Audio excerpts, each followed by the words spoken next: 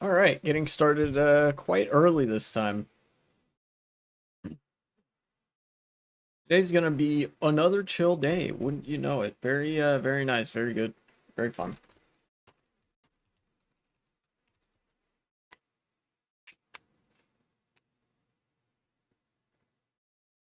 Let's see. Let me open this. What do I want to include in the stream info on Discord?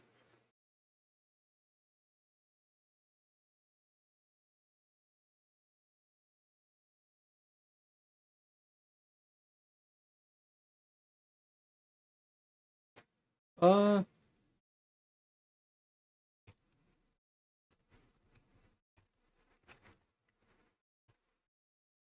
yeah.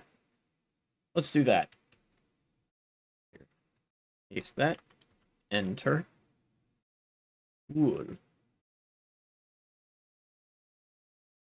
Now, welcome on Emerald Rogue. Please. Yes. EX even. Emerald Rogue EX. That means you know it's the special version, the extra cool version. Okay, I loaded state. This is just where I was last time. Let's yeah, we got everybody level 35. Average gloomy route. Sure, I'll take that. 3 level balls. Okay. Wonder what we're gonna have here in this route. Let me have the list of stuff popped up. Actually, there's one other thing that I wanted to write down.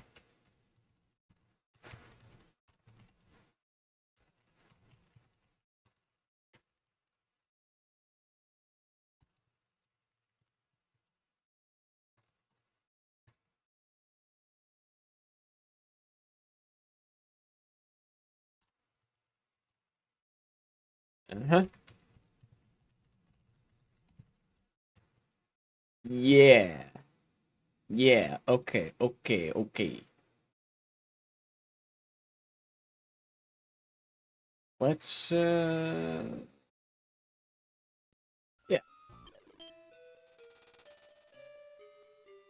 It's Goodman. Welcome back to chat. Good to have you. Who's here? Let's see. There's Weeping Bell. Okay. There's a trainer. Eevee. Gotta switch for that. I'll have to use Whitney. Yeah, there we go. Cool. So far, just Weeping Bell. Masquerain, that's... I don't know how useful that would be. Masquerain's bug flying in this game. You know, there are some ROM hacks that are in my opinion very cool that not only buff Masquerain's stats but change it to be bug water type, which makes a lot more sense because Surskit is bug water type. And in my opinion, there are already too many, well, not too many, but there are already like more than enough bug flying types. I don't think Masquerain needed to be just another one, because it has a really unique typing in its pre-evolution form. It would have been just as easy to keep that typing, you know? It's a very common typing choice for ROM hacks to take. It's kind of like how a lot of ROM hacks will also give Luxray an additional dark type, in addition to just being electric type, or sometimes they'll make Glalie ice rock type or something like that. Or Electivire will be electric fighting type. There are some very common and popular retyping choices that um, that ROM hacks will uh, they will take, and I'm usually I think they make a lot of sense. Serious Mint. Again, defense up, speed down. Could anybody benefit from that? No, it doesn't really seem like it.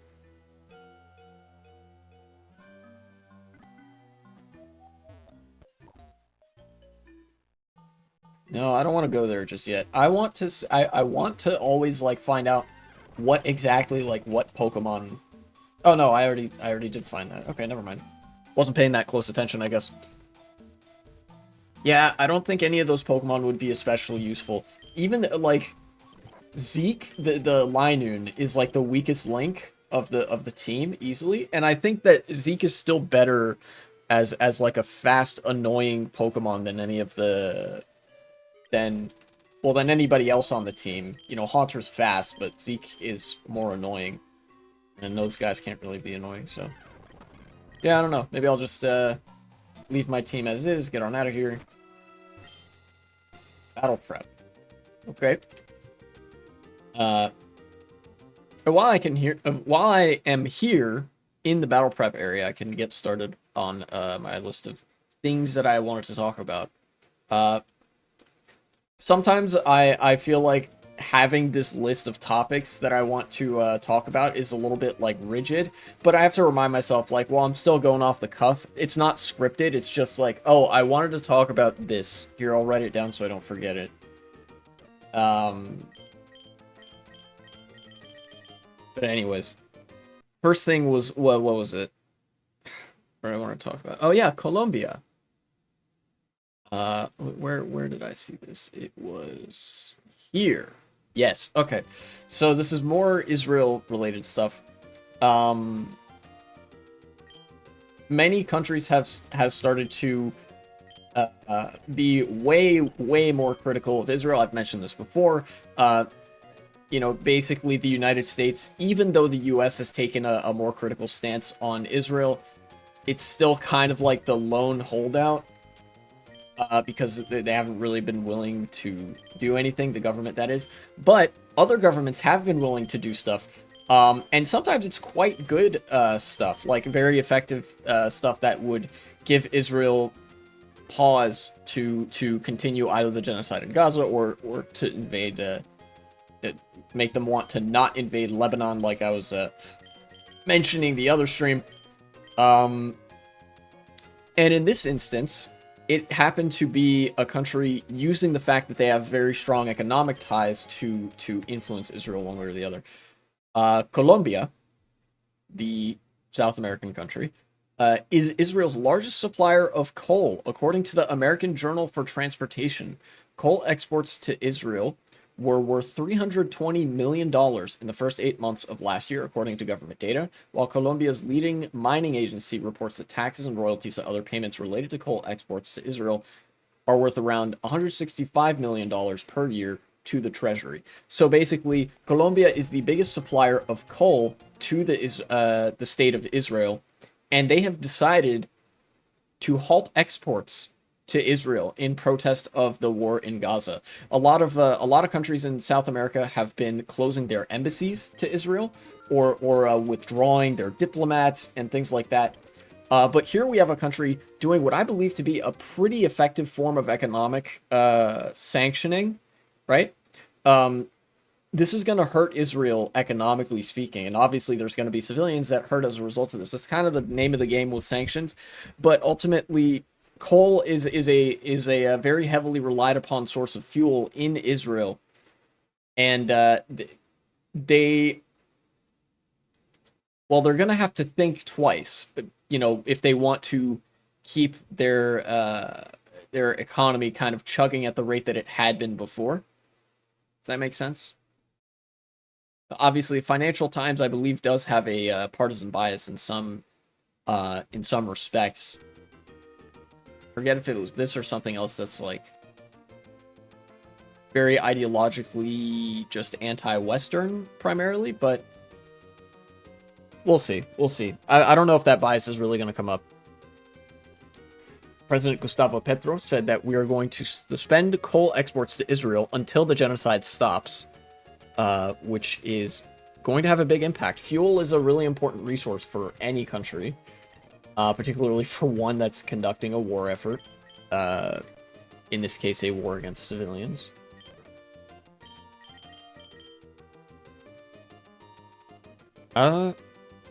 Trade Ministry said that the ban will come into effect 5 days after publication in the country's official gazette.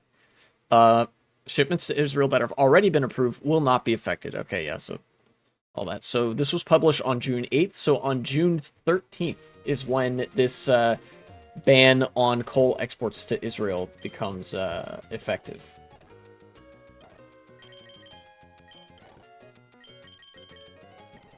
Nothing super interesting here. Let's move on.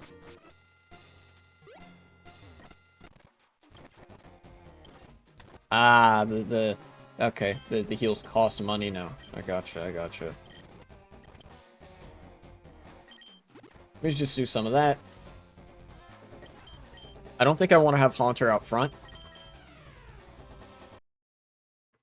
But you know, last time I said that like countries, the way that countries get other countries to do certain things is by using material leverage they have, or like with Israel, the only way they're going to stop doing what they're doing is if they're kind of made to stop, and that involves putting material obstacles in front of them that they would have to overcome or like go around in order to continue being belligerent in the Middle East as they have been, as you know, killing civilians in the Gaza Strip as they have been.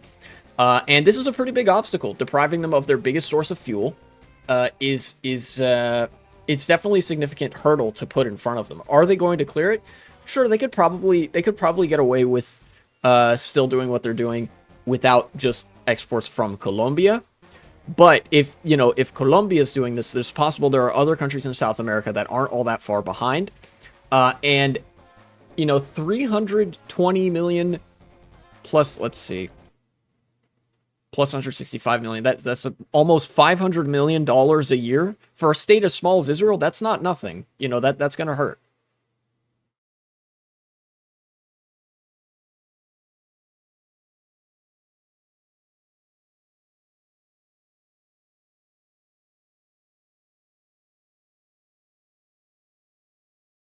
Follows move by Turkey to suspend trade ties. Interesting. So I guess Turkey has also suspended certain ties with Israel in the face of this, all this stuff happening.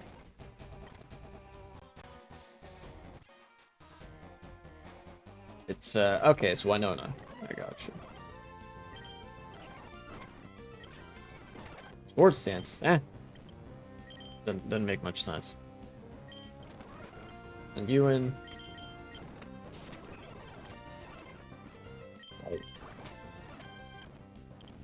Gyarados.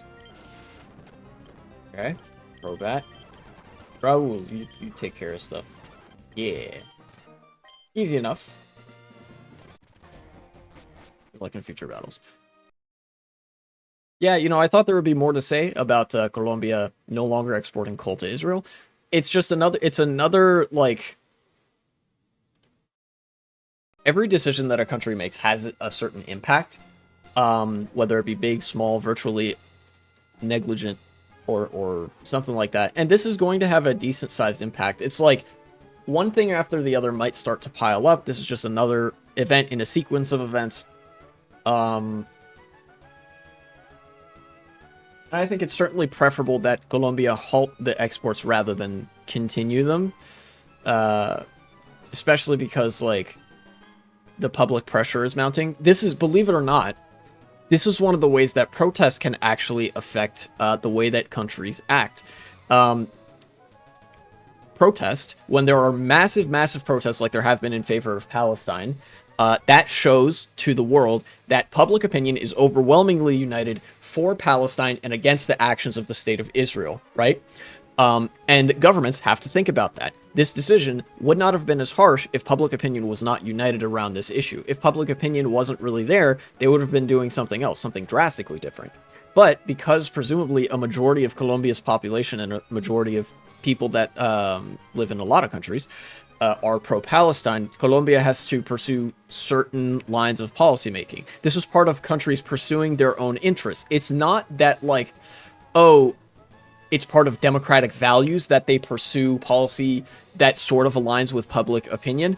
No, it just becomes much harder for countries to pursue their interests if they're doing something that actively contradicts the opinion of the public that lives there, because the public has the ability to go and protest or go on strike, which is even more disruptive and can, like, grind the country's economy to a halt. It's one of the ways that people exert influence. So basically, While there are certainly people in the Colombian government that just ideologically agree that what Israel's doing in the Gaza Strip is horrid, even if that wasn't a factor, there's like the pressure from below is what drives countries to do things like this. And if that pressure continues, we will see other countries taking similar courses of action with like sanctions and things like that. In fact, we have already seen that. Like I mentioned, there are various Latin American countries that have pulled their diplomats, closed their embassies, and stuff like that. And even in the United States, people are resigning from the government over this.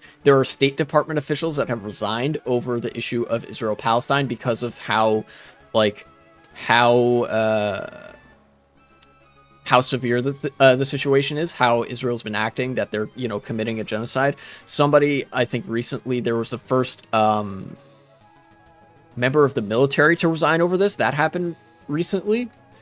And part of that is due to public pressure, because that puts it in the public eye. It draws people to support it, to support the public-facing cause, which would be, protesting for Palestinian statehood and things like that. Let's go here.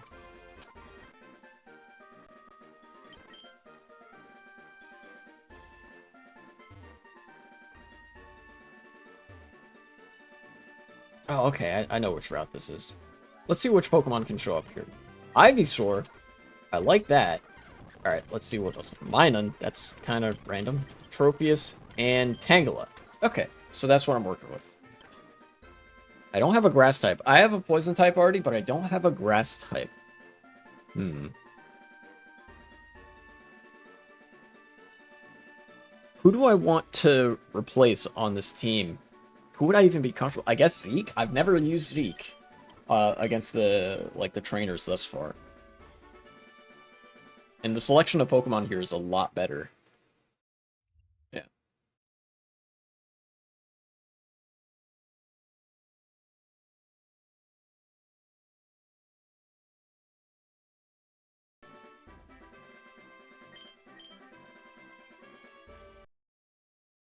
Oh, I should add, this is a rare point of, minor disagreement that I have with the person that posted this. This guy covers, anti-capitalism related things.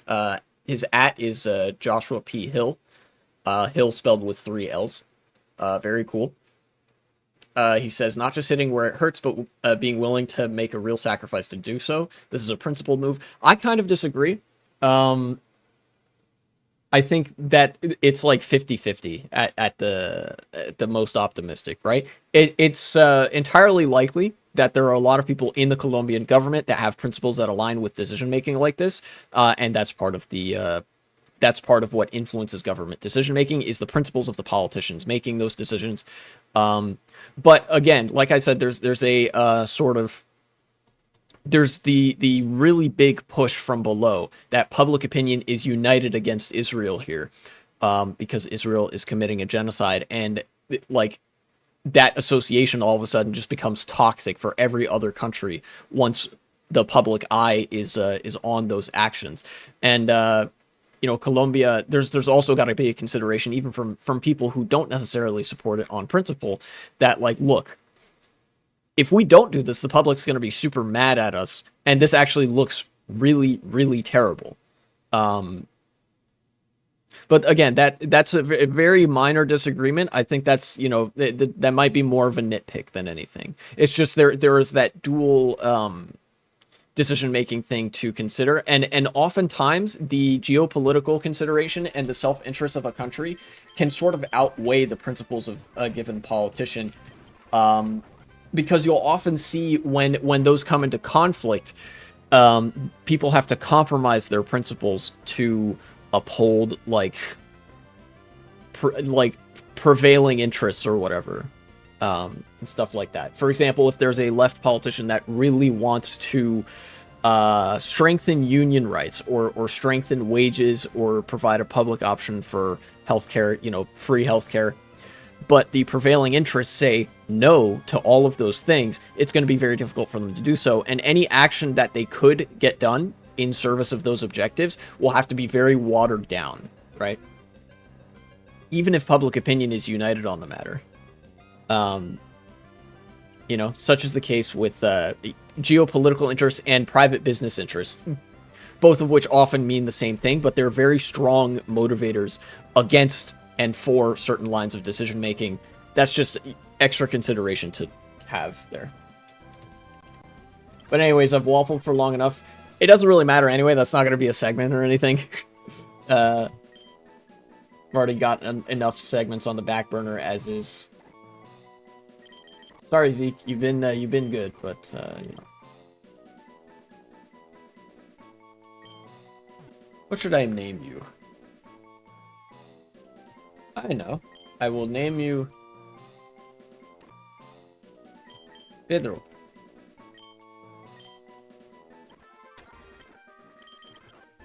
Welcome to the team, Pedro. That's actually a pretty good nature. I kind of like that. Let's use... do I have any... I don't have any EV increasing items. That's probably fine. Let's... oh, wait. I can cut down the street, right? Yeah! Give me over here. Give me item. Hail... Sunny day, and 3 link cables. Okay, cool.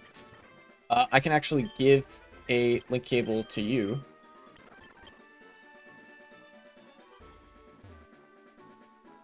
And come over this way. And probably fight this guy. Or fight this wild Pokemon first. Okay, that's fine. Brine. May confuse. I think Brine is better than Water Pulse here. Because it's a little bit more powerful even when you don't have the additional buff. Get rid of Electro Ball. Double Edge. No, I don't like recoil moves. I don't like that. I'm gonna have to remember some moves with this guy. Yay, I have Gengar now. Shadow Punch. No, I really don't care for that. Petal Dance. I do care for that. We're gonna Takedown. Do I have any TMs in each? I do. Rock Smash, 40, 100, 50, 95. Okay, so it's just the regular stuff.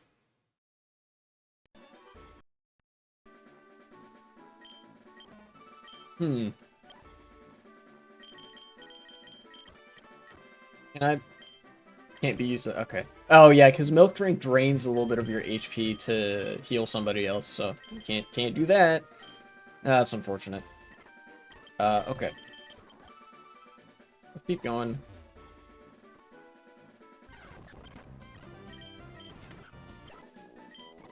Dream Eater. Hypnosis Dream Eater combo could be pretty strong, but Hypnosis only 60 accuracy. I mean, Dream Eater is Psychic type. I don't know if it obeys the usual type chart rules. Here, let me look that up. Pokemon Dream Eater. Dream Eater, move. Is affected by Big Root and Liquid Ooze. It doesn't say anything about any different like type chart rules, so I'm assuming that it's just regular old psychic type move, which is cool, I guess. Maybe I'll forget Nightshade. Probably get that out of there. Gyro Ball. No, Miltank is not all that slow. I don't really care much for Gyro Ball. Already see it again. Don't really want it. Nope. Trainer. Here's an opportunity to test it out.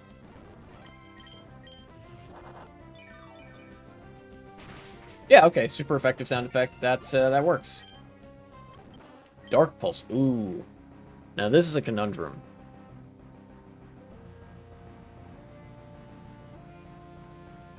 What is Dark type good against that Ghost type isn't? I guess it can hit normal types. Ghost type is good against Ghost type and Psychic type. So is Dark type. But Dark type can hit normal types, and it's not great against Fairy. It can cause flinching, so I guess it's a good utility move. I'll just take it. Safeguard? No, I don't care that much about Safeguard.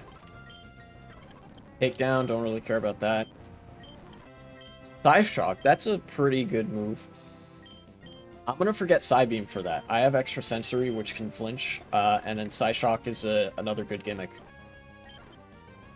Psyshock hits the opponent for physical damage, but based off of your special attack stat. So usually, attacks are physical or special, meaning they, like, if it's physical, it goes from your physical attack stat to the opponent's physical defense stat, and if it's special, it goes from your special attack stat to the opponent's special defense stat. Psyshock, I think, is the only move that does this differently, where it goes from your special attack stat to the opponent's physical defense stat, which can make it good against other specially oriented Pokemon. But funnily enough, I don't think there's a move that operates the other way around. I don't think there's any move that operates off of your physical attack stat, but targets the opponent's special defense stat. And I would like to see that move become a thing. And just like that, I forgot which Pokemon was coming out. It's Beautifly. Okay, thank you. Let's send out Lapras. Ice Beam. Okay. Wobbly. I'm keeping that for this. I guess 44 is the new level cap. New level cap here. Or something. That doesn't seem right, though. Usually level caps are like a multiple of 5 in this game. I don't know. Let's put you in the front so you can clean house, I guess. I don't know.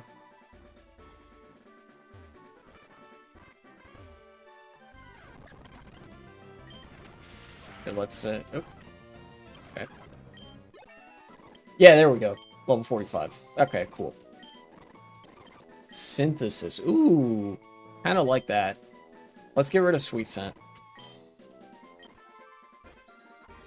There's stuff down here, right? Gotta be. Yeah, there's a trainer's item there. Let's battle indeed. Pupitar out of there. Handle this guy. Ball toy. Light work. Light work.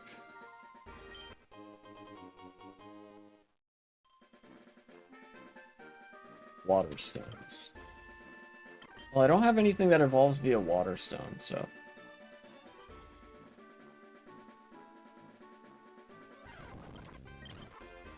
Let's get this item.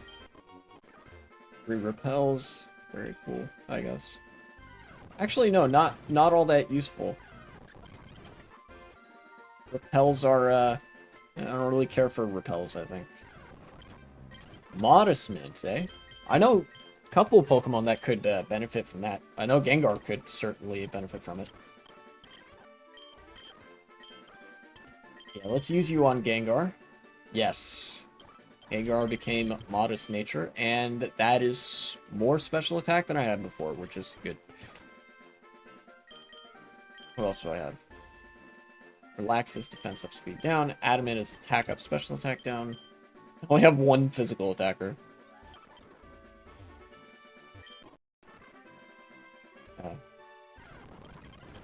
Well, whoever is coming up next, whoever the gym leader is probably gonna know that my Achilles heel is gonna be... I only have special attackers, pretty much. What might be good, what might be bad. Now, on to round 1. Okay, I'll pick the left. Okay. I'll pick the right this time. Oh no, Gengar just got a bit weaker. What? What does that mean? Oh, what? I hate that. I hate that. Alright, going with the right again. Well chosen. All of your Pokemon just got a bit stronger. Oh, okay, cool. Okay, so it's back to normal. I don't know what that did. I think it's screwing with their Eevees and Ivies is what it's doing.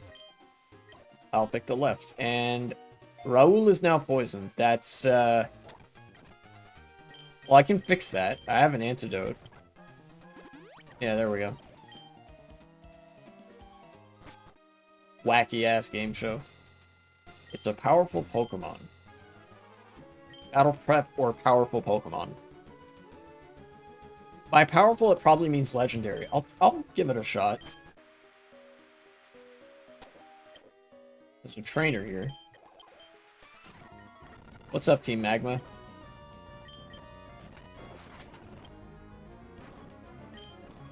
Charizard? And stand for that. Oh boy. Okay, well.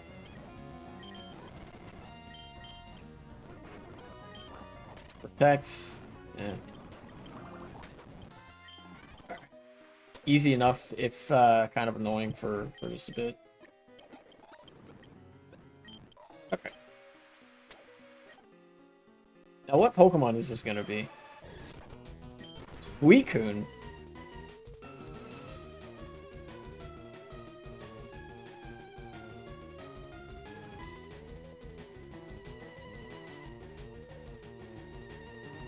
You know, I don't think I care that much to capture Suicune. I mean, I already have Lapras. And Suicune, quite frankly, doesn't have that great of stats. Here, let's switch to you. Yeah, just get out of here. Get out of here. Okay. So that's it, I guess.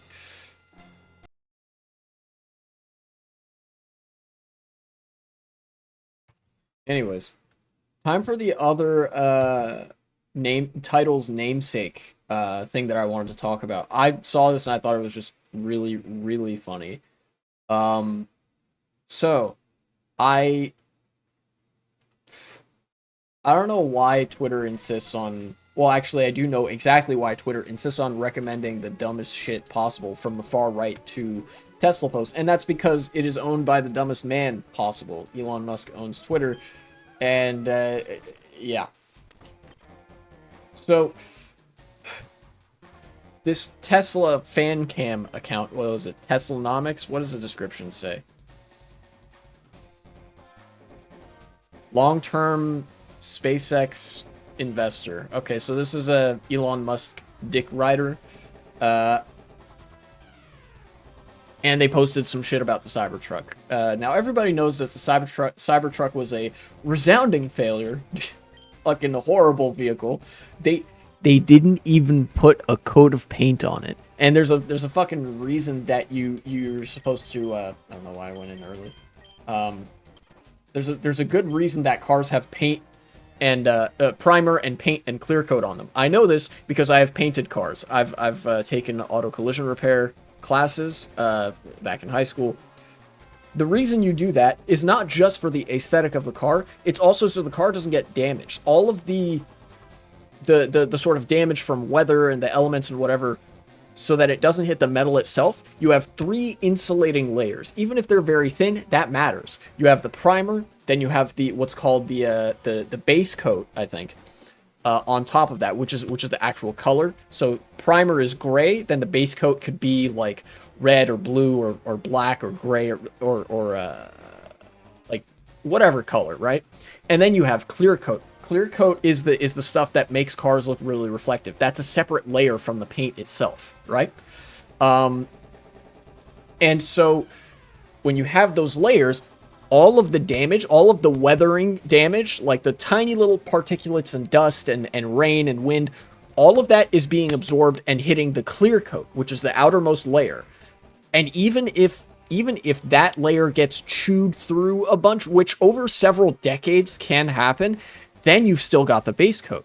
There are a lot of older cars you might notice that are very, very not shiny, and that's because a lot of the clear coat has sort of worn off, and now it's down to base coat and primer. And I don't think I've ever seen a car that has survived long enough for the base coat to be eaten through, right? By just like the wind blowing and rain and pollen and whatever else could happen to a car when it's just sitting there or driving under normal conditions. So that's what gives most cars that defense mechanism. And that's a defense mechanism that Tesla Cybertrucks do not have. They don't have base coat, they don't have clear coat, they don't even have primer. It's just the sheet metal. So any damage that incurs as a result of weather or wind or whatever, that's happening directly to the plate like the sheet metal on the car. That's damage to the car itself. It's not like being eaten by any protective layer because there's no protective layer to eat it. You know?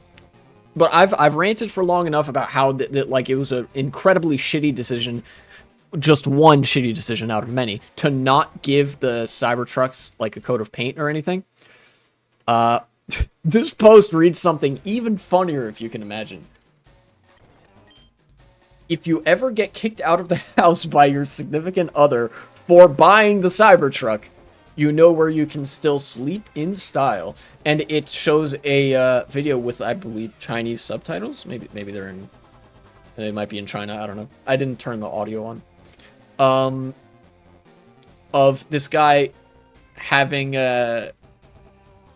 put a couple of futons, like those very thin mattress type of things that people sleep on. I think in Japan they do that a lot. In the trunk, on the truck bed of his Cybertruck, and he gets on it, lies down, and closes the thing behind him. Why would you do this? Now, well, the post spells out exactly why you would do this, and that's if you're if you're fucking your SO or your spouse or whatever fucking kicked you out of the house for buying a Cybertruck. And it was so transparent in how it's literally appealing to the divorced loser demographic. Like the Cybertruck has not sold that many because like the type of person that it's advertising to is fucking losers. You know, like that's the target demographic. Who would buy a Cybertruck? By their own admission, somebody who has been kicked out of the house by their wife or by their, well, I would say by their husband, but you know, probably only if they're gay, because let's be real, no woman is buying a Cybertruck.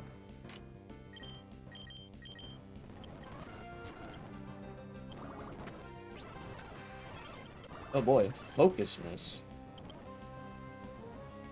You know, funnily enough, it seems like Lantern might be the best answer that I have for this gym leader. Because I believe I'm immune to electric type moves. Yeah. I am indeed immune to electric type moves. I remember I have Volt Absorb. So let's pedal dance, and there we go. Watson has been defeated. Thank you very much. HM Strength. Cool. Cool.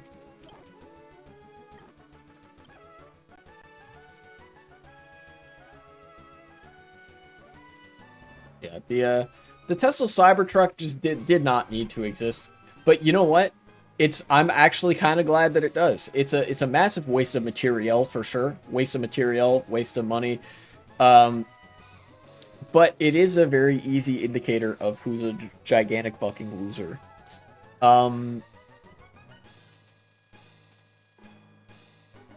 And, you know, it's just another nail in the coffin of the whole meritocracy argument, because, like, fucking nobody who has any meritorious thoughts in their brain would ever design some shit like that in a million years. Let's go this way.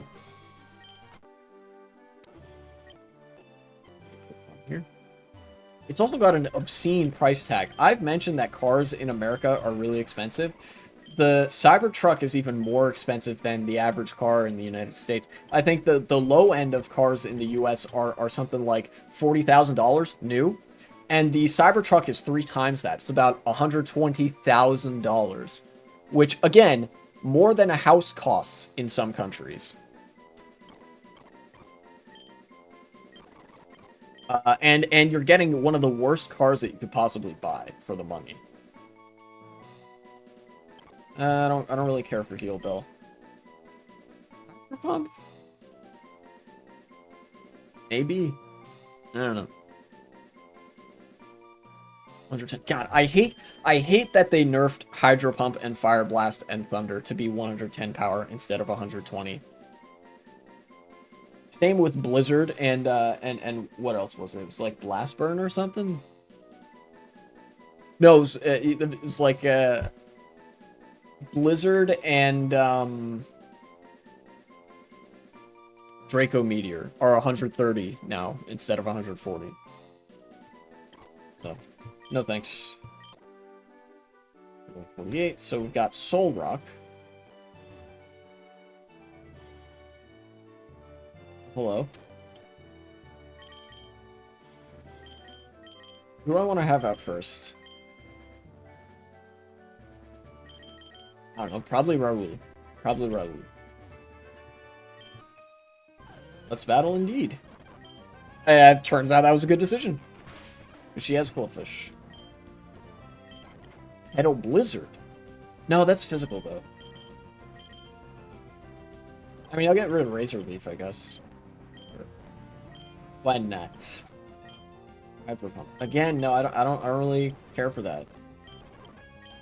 If I got Surf, I would be very happy, but... Drink, Bide, Body Slam, Roll Out. Sheer Cold. As funny as that would be, I already have Ice Beam, which is basically the best Ice type move. Destiny Bond. I'll forget Hypnosis for that, actually. Tentacruel. Stay in. Tentacruel has really good special defense, so that's where the use of Psyshock comes in, because it doesn't have good physical defense. So if you can hit it physically, then it's vulnerable to a stiff breeze, basically. I forget which way does what here. Aerodactyl? Okay. Aerodactyl, Shuckle, and Soul Rock so far. So we got some rock types. And Graveler. Okay. I have been kind of hurting for another physical attacker. That's for sure.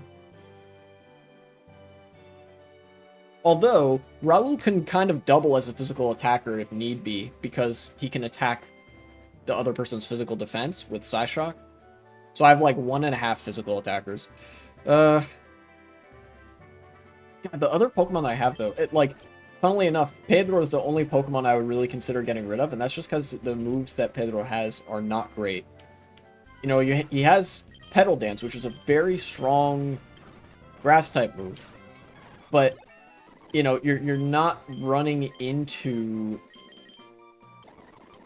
like... I don't know, I guess I'm not very frequently running into Pokemon where that would be super, useful. Like, Grass on its own is not the greatest defensive typing. I would need something else. I can't Surf, can I? Nope. An item over here, so I'm gonna get that.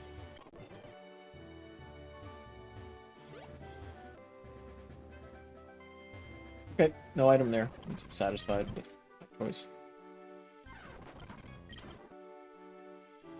I gotta carefully analyze the route that I'm taking here. Carefully scrutinize it.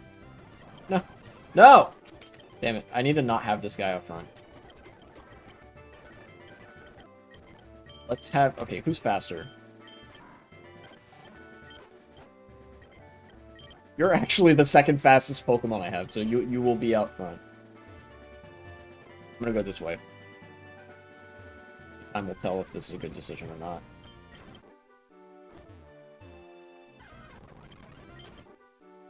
Seems like, maybe? Well, there's an item here, so I guess sure. Dragon Scale?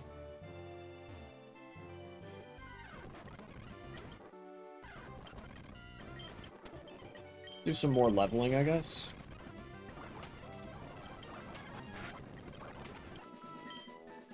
$55. Okay. I'm assuming 55 is the new level cap. That would only make sense. There's a little bit of rain outside. Okay. Everstones. I don't know why I would want those. Maybe if I got a Chansey? Maybe. If I had a Chansey, I could see those being useful. Ah, some items I didn't get. Rip. Oh, and I didn't need to do that either. Okay, that's frustrating.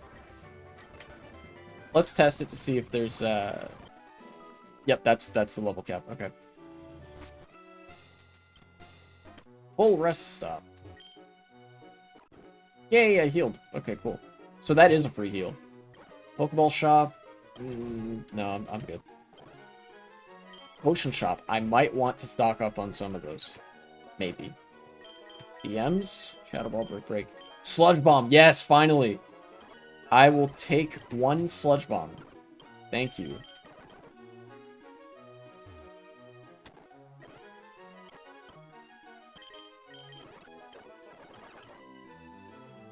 Oh, Gengar can learn it. That's true.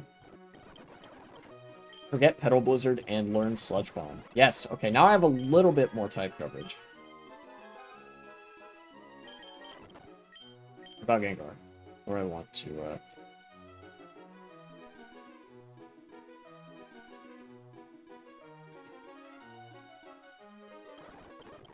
You know, I think I could substitute Dark Pulse for Sludge Bomb. I might buy another one. Yes, I will buy another Sludge Bomb TM. Yeah. Is there a PC here? Can I... I guess not.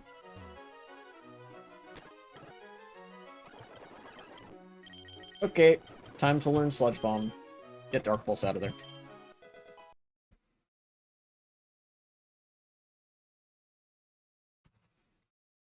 What else did I want to mention?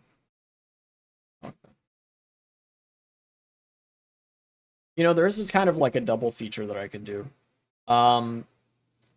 Since, you know, we do a little bit of electoralism, right?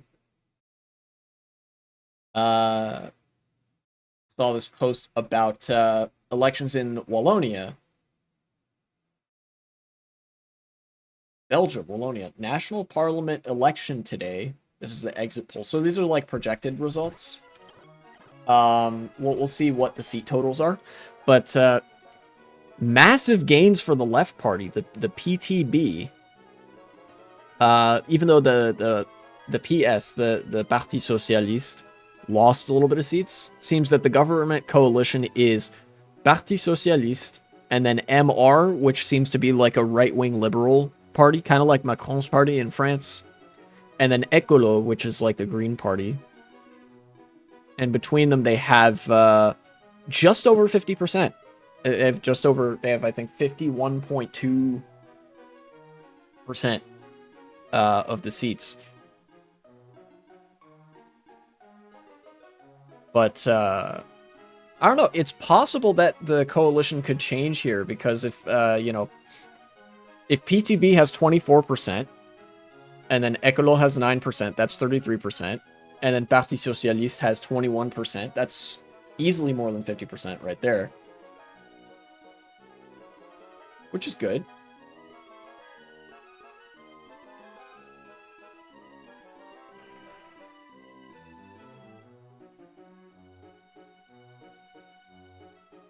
Let's see.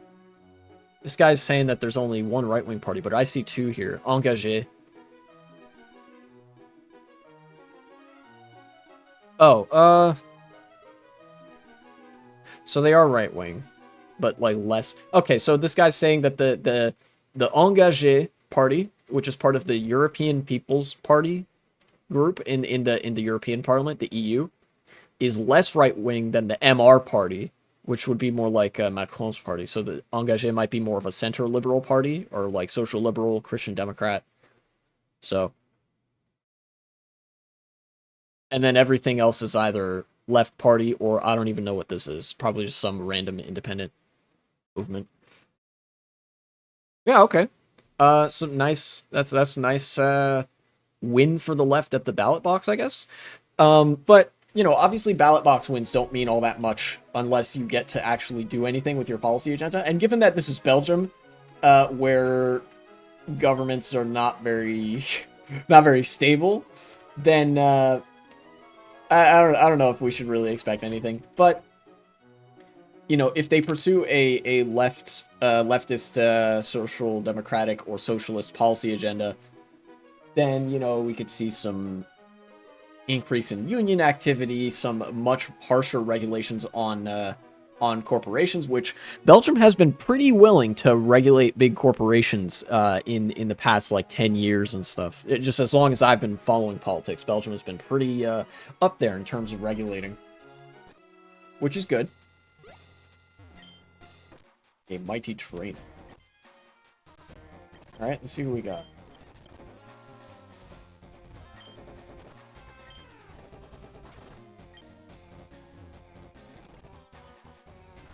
One. Okay. I guess that started with a good Pokemon up front. Swampert? Ooh. I know who to send in for this. Get out of here. Love Disc? Eh, you can stay in.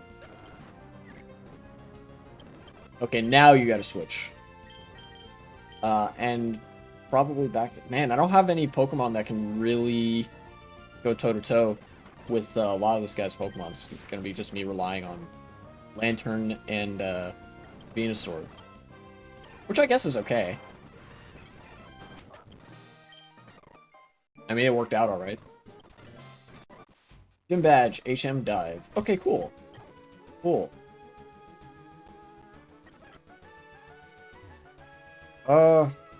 Ooh. Grass patch there. I really don't like the game show. I think I want to, Calm Magical Route. Average Sharp Route. Let's go this route, I think. Right? Tough difficult route now. Let's do this one.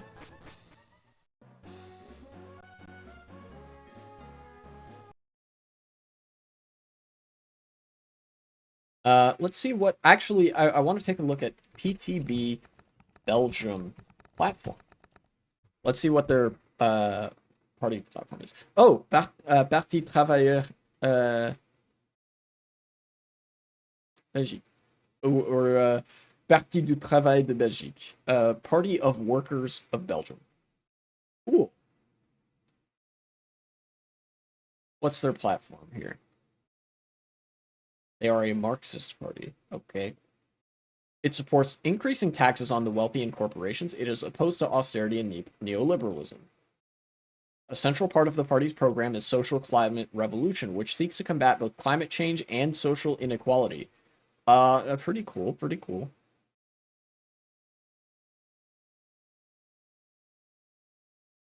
So it seems like they're actually, or not even seems like, this is now the biggest left-wing party in the Belgian parliament, I think. Or at least from the Wallonian polls. Wallonia is just one half of Belgium. Flanders is the other half. Yeah, okay. Let's take a look at the platform of the Parti Socialiste. Belgium PS platform. Socialist Party, Belgium. Yeah, that I guess right. The PS just stands for Parti Socialiste.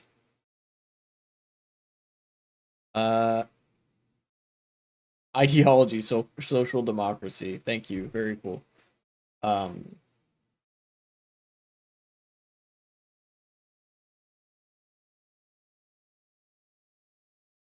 In its political program, the party claims to be progressive and eco-socialist. Okay, cool. Does it have more details? It does not.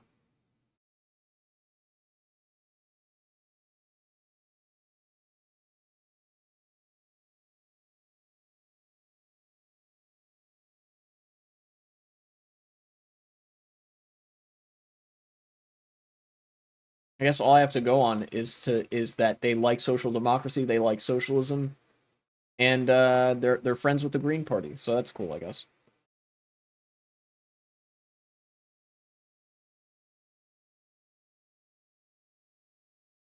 Okay.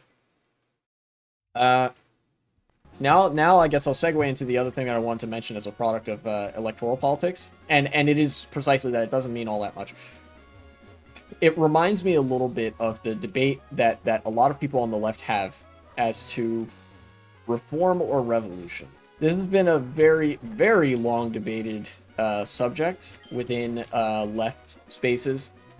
The right seems to have had an easier time deciding how to address that question than the right has, mostly just because the right wing is much more hierarchical, more consolidated, and supported by, like, dominant interests of capital and stuff, and capital is much more aware of their own class interests and how to pursue them and things like that.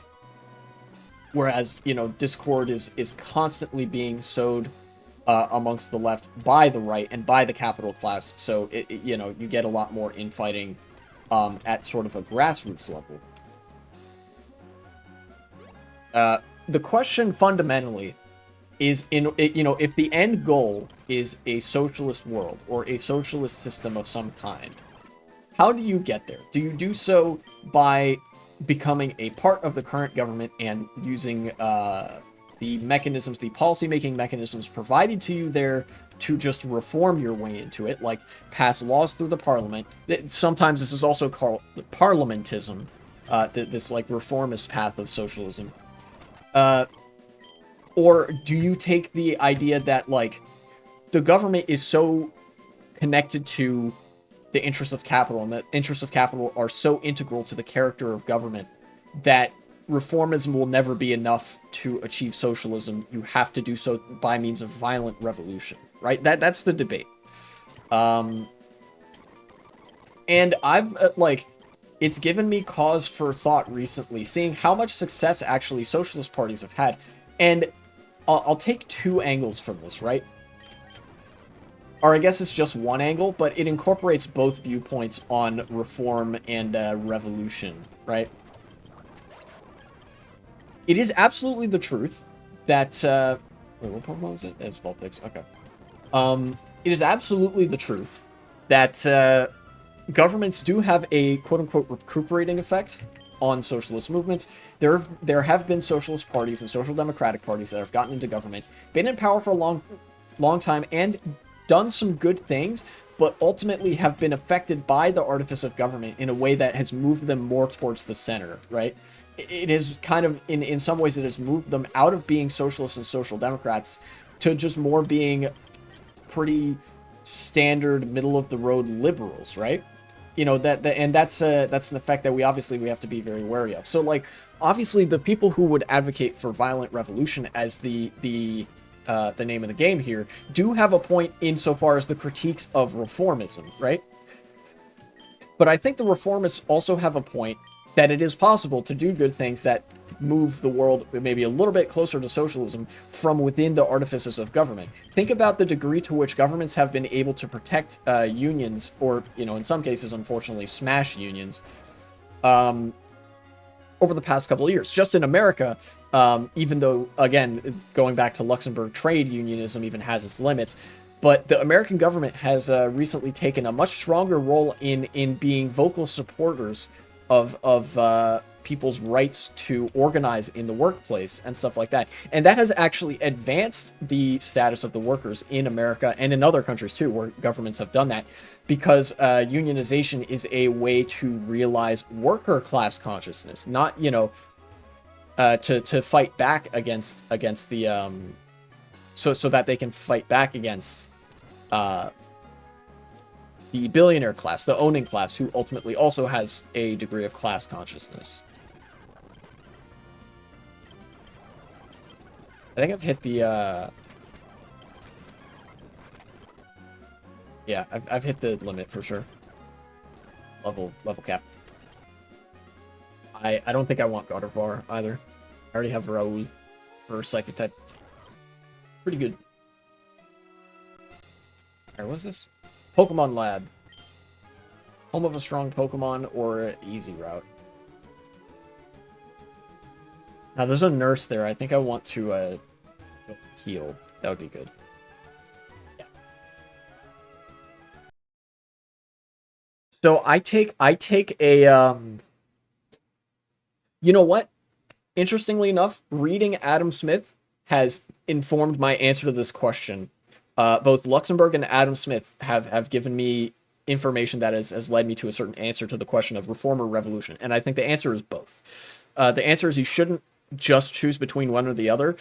People who say that reform will never get us to socialism are wrong in one way, but also the people who say that you never need a revolution to achieve socialism are definitely wrong.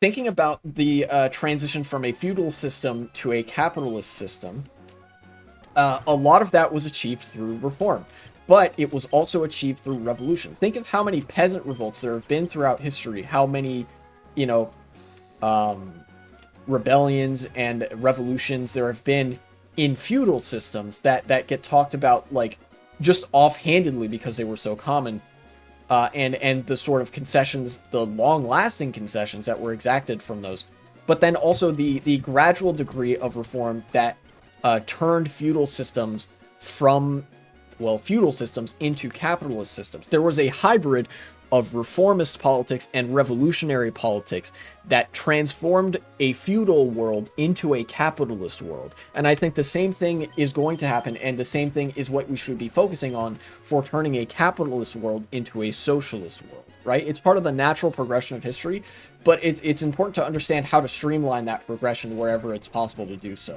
right?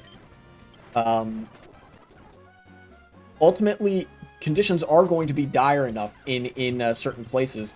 Violent revolution is going to sometimes be necessary because things are so desperate that you wouldn't be able to really get anything done otherwise, or like, you know, things are so desperate that any change short of that, any change short of very revolutionary, very drastic action wouldn't potentially be enough. But then in countries that have the room, that aren't like, that don't have populations that are knocking on death's door for the most part, I think reformism is going to be a much more viable path. Does that make sense? So, like, in a country such as the United States, I think that reformism could work to a point. In the United States, it might be the case that violent revolution is at some point necessary, but it also might not be. It is possible to effect a market socialist system solely with congressional legislation and like local legislation and stuff. It's possible in the United States to just reform your way into market socialism. But in a country like, let's see. You know what? In a country like Britain, I'll say in a country like Britain, the conditions are such that I really can't see a socialist system being implemented by any means that falls short of including a violent revolution or some sort of popular revolution, right? And when I say violent, I mostly just mean violence that isn't a product of the state. Violence can be banal and very, like, sometimes very non-violent seeming, but ultimately, like, when I refer to violent revolution, mostly what I mean is just a revolution from outside of the government. So not a coup d'etat, not like lawmakers squabbling amongst each other and things like that. You know, popular revolution, effectively, is what I mean. But most often, popular revolutions are violent by necessity because it is the prerogative of governments, militaries, and the police to crack down on revolutions and revolutionary sentiment. Because their interests are to keep things as stable as possible so that businesses can continue doing business as usual. Anyways, that's something I had been giving some thought to. It's just the question of, like, reform or revolution, because it gets talked about a lot in politically active circles, especially with people that have a very well-defined end goal. You know, and whatever faction you're a part of, both reform and revolution have to be a part of the process. I think, especially if your end goal is something different than capitalism, because capitalism is what we have currently. If you have a different end goal, for example, socialism, like I've said, it's not going to be enough to just reform your way entirely there. I even mentioned with the United States it's possible to reform our way into market socialism. I think there is going to have to be some more drastic political changes in political action, you know, mass movements, mass protests, and stuff like that, to progress past market socialism. Because, you know, ultimately there are some flaws with the economy that aren't even just as a product of capitalism, but as a product of markets in general. And, you know, in order to fully resolve the dialectic, going full tilt on the theoretical terms, in order to fully resolve all the conflicts and the contradictions, whatever that happen between classes, you have to have that extra governmental force, that force from outside the government, because the government is a product of that class dialectic, right?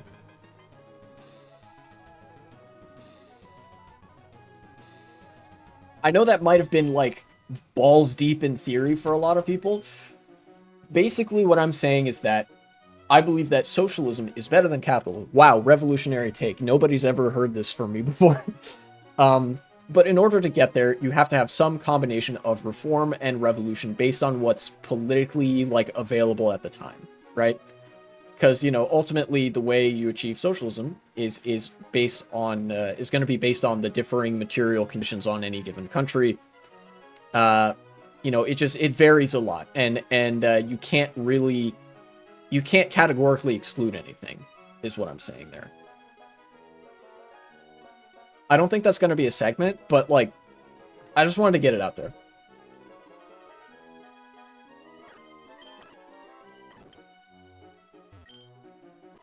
Yay, free heal. Pokeball shop. I don't think I need very many Pokeballs right now.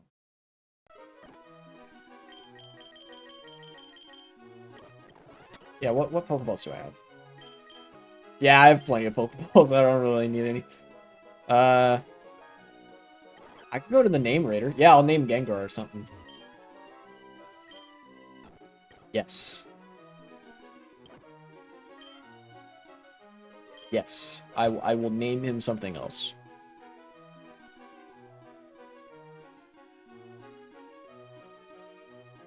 I will name him Adao. This is the Portuguese spelling of Adam. I named him that for two reasons. Well, for a double reason, actually. I was just talking about revolutions. Portuguese, because of the, what was it? I think it was called, like, the Flower Revolution or something. The entirely peaceful socialist revolution in Portugal that actually succeeded. And then Adam, because Adam Smith gave me some perspective on the reform or revolution question, as well as obviously Rosa Luxemburg, probably the biggest influence on that. Rosa Luxemburg is probably the biggest influence on my ideology right now.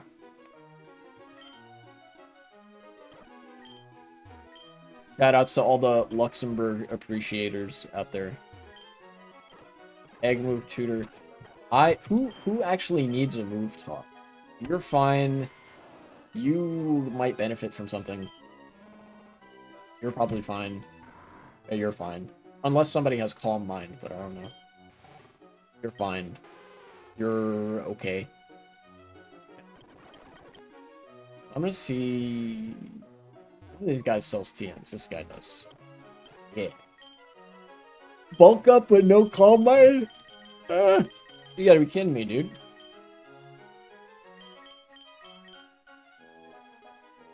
Selling Earthquake.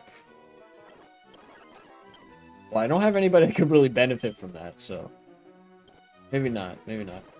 Oh, wait, the move remember is over here. I can relearn, like, Sleep Powder and Leech Seed and stuff. That's the Egg move tutor. Yes. You should learn Leech Seed and probably Sleep Powder. Probably. Yeah, well, I mean, definitely Leech Seed. For sure. Get Synthesis out of there. This is the set that I always run with Venusaur in-game. Is 2 stab moves, and then Leech Seed, and either, like, Toxic or Sleep Powder. It's a slow burn approach, but I think it's really good for, building kind of like a tank set.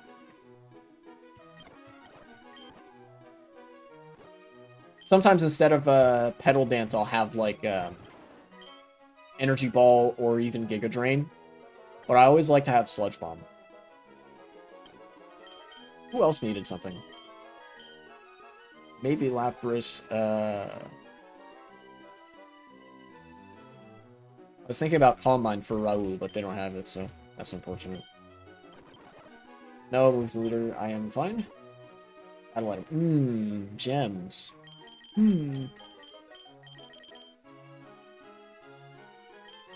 Flying and Bug Gem.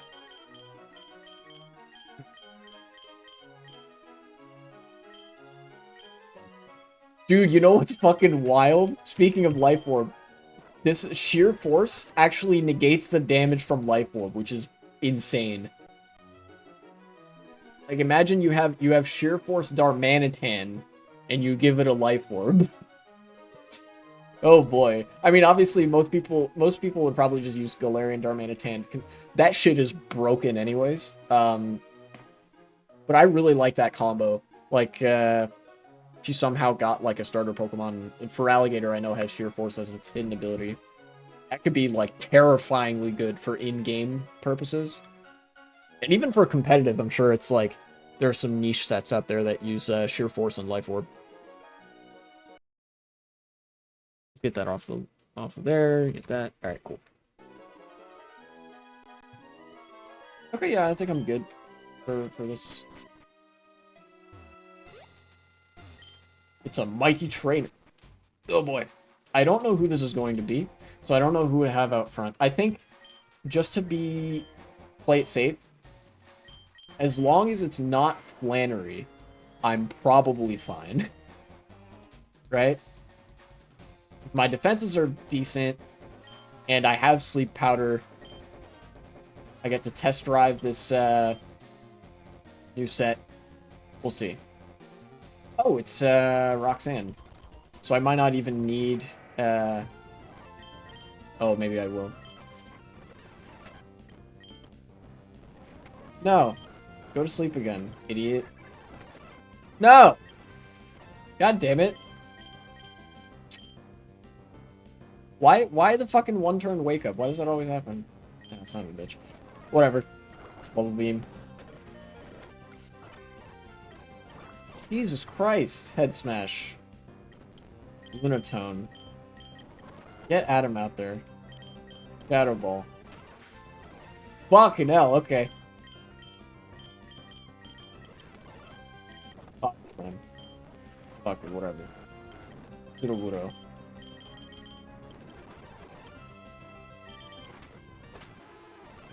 Oh my god. Dude, I'm getting kind of fucked. I'm not losing exactly, but like, this is not great! Dude! No! Oh no. Bumblebee, please save me. Oh my god. Discharge, maybe... Please. Okay, use Rain Dance. I'm... by the skin of my goddamn teeth, dude. And I lost 5 of my Pokemon. Shit. Alright, well. Save state. I got through it. That was, you know, that's what's up. I think that's a strong trainer there. Like a fucking... a ghost. Oh, boy.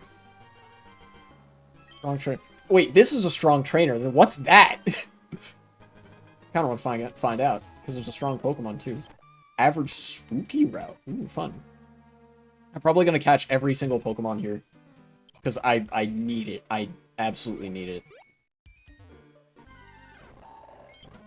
Claydol. And it's a shiny. Okay, that's cool. Alright, doing the only time I ever save state for the purpose of, like, loading the state, which is catching the Pokemon. I will name you...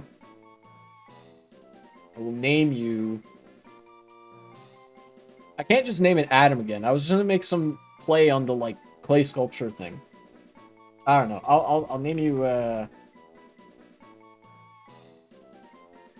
I will name him something Latin, because I remember, speaking of clay, I remember learning in college about, fucking... ceramic workshops. There we go. It was very fascinating reading an article about ceramic manufacturing and basically the pottery industry around the Mediterranean. I don't know if you guys knew this, but there were actually industrial-sized kilns in the Roman Empire in various provinces that would like mass produce wares for shipping wine or just for household use. It was very interesting because like we think of industrialization as a very recent phenomenon, but industrialization really what it is an ongoing process. It's like a never-ending continual process of people trying to use the materials and things around them to I don't know, mass produce stuff, but ultimately to make life easier. And so, like, as early as the Roman Empire and the Roman Republic, even, you see some trends that would that you could accurately characterize as industrial. You know, like these giant kilns, particularly I think in Volubilis, I was reading an article about this, and there were like certain local workshops, and these were even just smaller ones. In cities like uh, Marseille, Massalia at the time, or like Athens or any of those places, you'd have much larger kilns producing much more ceramics. And another interesting thing is you could actually tell based on the what's called the fabric of the ware, basically by the particulate stuff that was caught in the clay, in the dirt that the ceramics were made of. You could tell where it was from. There, I have somewhere there's like an identifying sheet. I have some notes that is like this is how you can tell where these ceramics are from. And of course, the clay was somewhat different colors as well.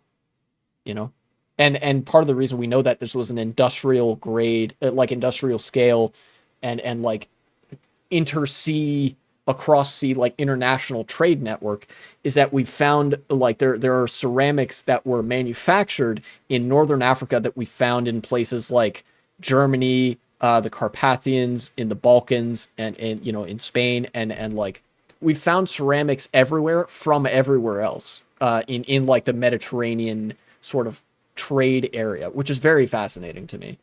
And you know what's the best part is that the entire reason that that trade network started is because of wine. People love to just get drunk, man. And a lot of the like the Gaulish tribes and whatever, the people that weren't primarily drinking wine, people who would be drinking mead and beer, they really liked wine, not because it necessarily tasted good, but because it kept so well. You know, beer and mead would like it would go bad after a little while. You know, it was hard to store in large amounts. It was hard to trade because that took a lot of time. And then the Greeks and the Romans, and I think some of the people in like areas that you would associate with the Persian Empire as well, like the Middle East, they drank wine. They had olive trees, they had palm trees and grapevines and stuff. You know, they'd be drinking palm wine and stuff. They introduced this new alcohol when they came into contact with people, and word spread very quickly of this new alcohol that got you drunk way faster, was way easier to hold on to, and people were like, shit, we got to have some of that, and you know, all of a sudden you had all these trade networks. It was a very cool bit of history to learn about. Maybe I will name you. I will name you Claude. Claude. Because as part of this project that I did, researching that exact thing with those trade networks in relation to the city-state of, or the city of Volubilis, I read a academic article that was published in French from the 1950s, and it talked about the Roman invasion of North Africa and sort of the occupation of that region.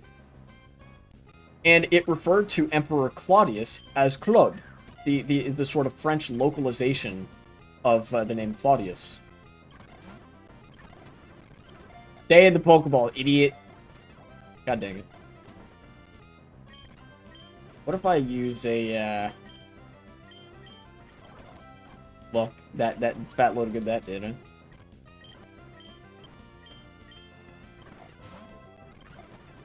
Come on. Oh, okay, cool. I'll name you Marcus. Yes. There we go. I guess I'm just going in on the Latin names today. What do you got? Special attack up, special defense down, special attack down, special defense up. I actually like that nature for Claydol. Another physical attacker, very defensive. That's good. This one's not great. Maybe I'll try to. Do I have a mint that can address that? Modest Mint. Yes, okay. Use that on you. There you go. But apart from that, I kind of like the natures that I have right now. No, I didn't mean to do that. God dang it. Fat finger. But net, another physical attacker. And now I'm having the opposite problem. I have more physical attackers than special attackers. Or I am going to. Save state. God dang it. Get in the Pokeball. Get in the Pokeball. Get in the Pokeball.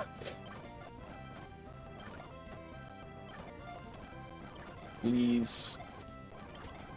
What if I said pretty please, though? Please. I will say it again. Please. Okay. Eventually, this is gonna work. I just have to ruin my fingers. Okay, there we go.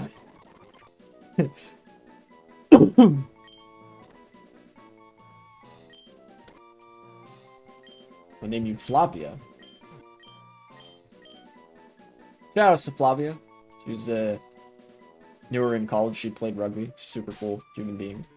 Very cool person. What kind of nature do you have? Ooh, that's not good. Oh wait, I have don't I have serious mints or something? Oh, even better, I have an adamant mint. Let's go. Yeah. I'm abusing these mints to hell and back. Right. Oh, I need to start KOing some of these Pokemon, probably. Okay, Graveler. There we go. Yeah. Okay, that wasn't so bad. You, I will name, Gratius.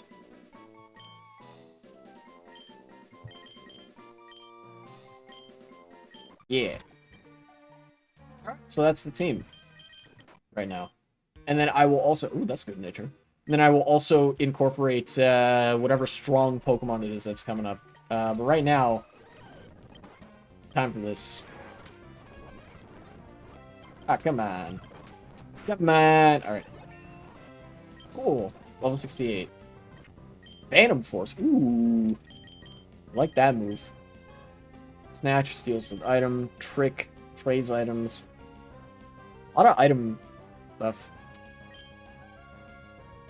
Get rid of Grudge. Grudge is kind of useless. That's time to execute. Who has what moves? Let me see here. Shadow Ball. Yeah, okay. Marcus it is. Yeah. Meganium.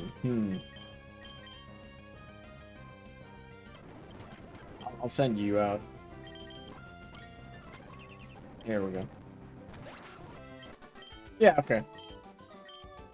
If I'm not mistaken, Phantom Force is basically like a weaker Shadow Force. Shadow Force being the exclusive move that Giratina has.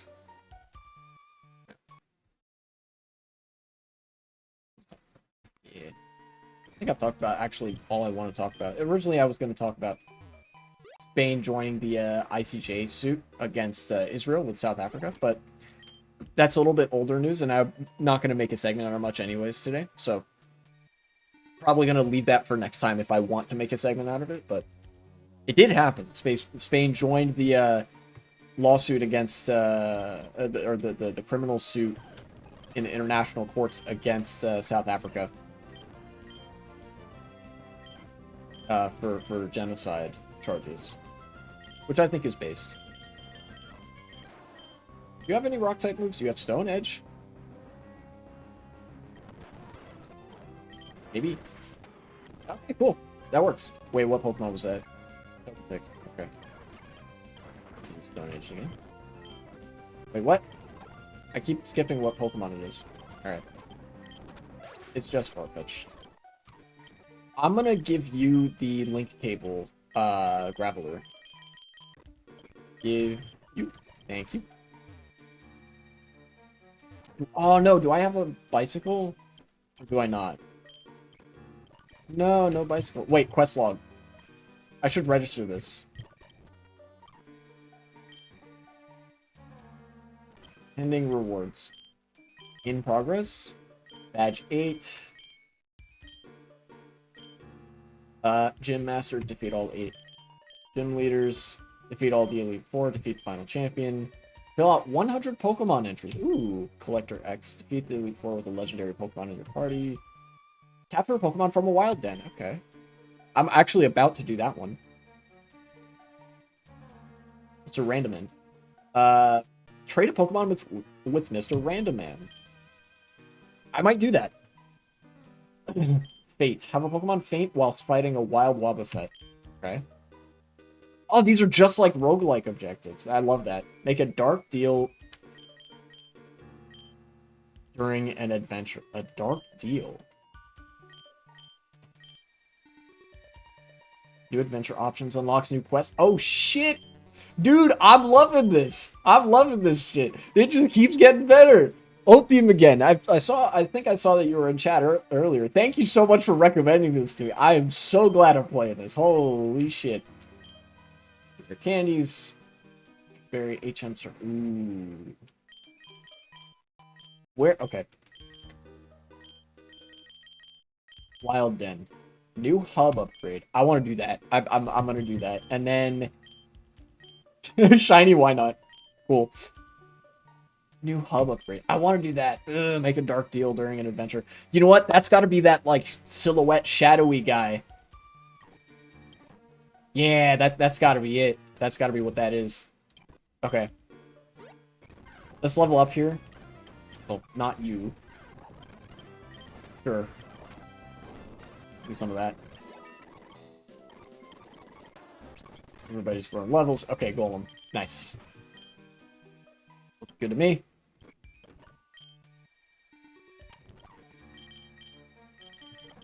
Have you up front.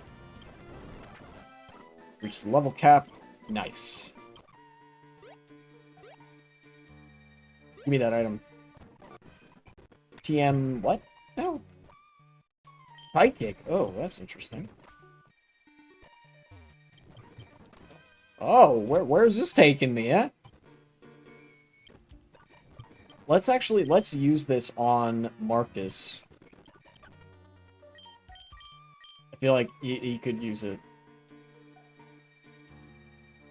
I know exactly how to use Perish Song. I'm doing the cheekiest fucking thing. I'm gonna send this guy out. I'm gonna use Perish Song and then immediately switch. And it's gonna be goofy ass strategy. Alright, Piloswine. Not in this battle, but like in the gym battle, I think, is what I want to do there. Okay. Damn sandstorms. Oh. Wait, why am I here? Dark deal. Well, I guess I'm making the dark deal then. Discount charm, endure charm, or grace charm. I don't know what these do. Guess I'm gonna get a chance to fill out that quest.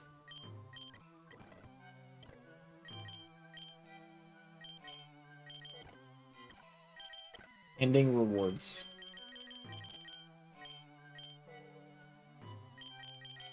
Already collect. Oh, ready to collect. Okay, cool. Okay, so I gotta collect some stuff. In progress. Where's the dark deal? It's Mankey's Paw, right? New hub upgrade unlocks new quest. Yes! Alright. Discount charm, endure charm, or grace charm. Probably grace charm. It's the only one I don't really know what it does. The price this time shall be obtain the shuffle curse. Okay, cool. Entering a battle will shuffle held items between Pokemon. Oh, that's not going to do much to me because I don't usually put held items on my Pokemon. So, cool. Friendly moves have an extra 75% for extra effect? Holy shit, that's so good. Oh, well, actually, there's a 2 for 2 for the price of 1. Very nice. So this means that, for... Oh, it's Mew. What a cute Pokemon. What a cute, goofy little guy. Get him out of here. It's, earthquake on this. Oh, this shit is getting a little bit sweaty in here. Not gonna lie. Okay, let's... I might even just retire voluntarily after this one. After I catch this Pokemon here. I'll use some of these.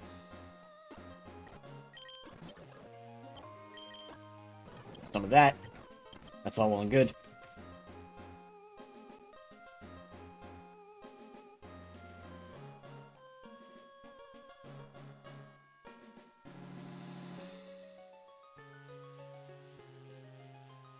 Oh, I have to chase Mew around, don't I?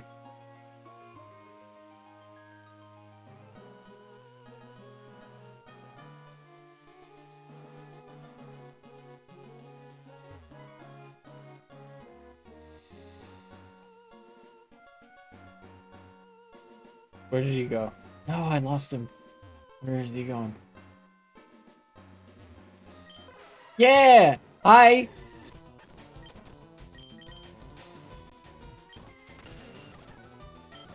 Yeah, okay. Paralyzed him.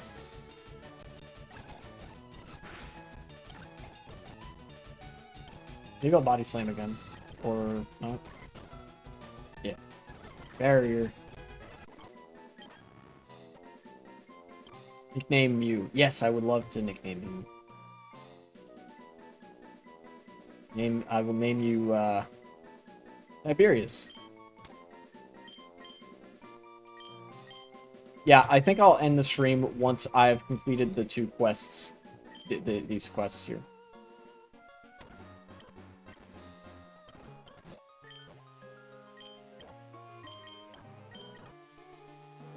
Mickey's Paw. Forger, Collector.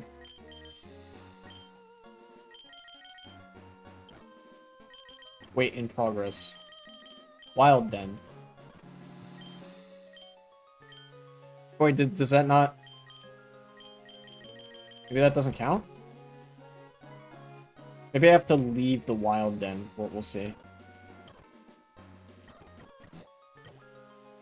Let's use a, Oh wait, I have to go back this way, yeah. It's a Mighty Trainer. You know what? I might just retire. I would like to return to the hub. Would you like to save? Yes, I would love to save.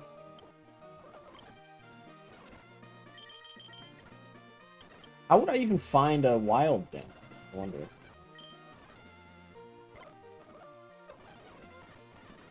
Do I maintain some items? No. Oh, okay. That's fine. Quest rewards. Nice. Yeah. Got a bunch of stuff. Traveling Mart. Is that what that said? Bike Shop. Very cool. Super Rod. Move Tutors. That's awesome. Curse is now available in Config Lab. Ah. Awesome. I love that.